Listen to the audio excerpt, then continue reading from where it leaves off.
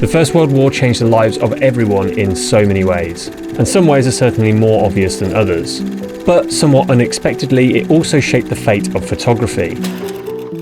This is the Kodak Vest Pocket Autographic, one of the first compact cameras, and it was released over 100 years ago during the peak of the First World War. The camera was often marketed as the soldier's camera because men of various nationalities took these cameras into war intending to document their expected grand adventure. However, many were unprepared for the reality they were about to endure. At the start of the war, all photography in the trenches was actually forbidden, but this pocket-sized camera was often smuggled onto the front lines and used without attracting too much attention. The photos these brave men captured are what allow us today to experience in some small way their war from their perspective over a century later. Over 2 million of these cameras were sold, so even today they're pretty easy to find and relatively cheap to buy. After seeing a video made by Matthew Stern a few years ago where he managed to adapt one of these lenses from one of these old cameras so that it would work on his modern digital camera, I've always wanted to try it out for myself to attempt to recreate these iconic trench portraits as kind of a tribute to the men who took a huge risk by documenting the war with their pocket camera. So the first step was to dismantle this 105-year-old camera to gain access to the lens. With the help of some extension tubes and a makeshift focusing mechanism, the lens was fully functional on my digital camera. All I needed now was a location to shoot in.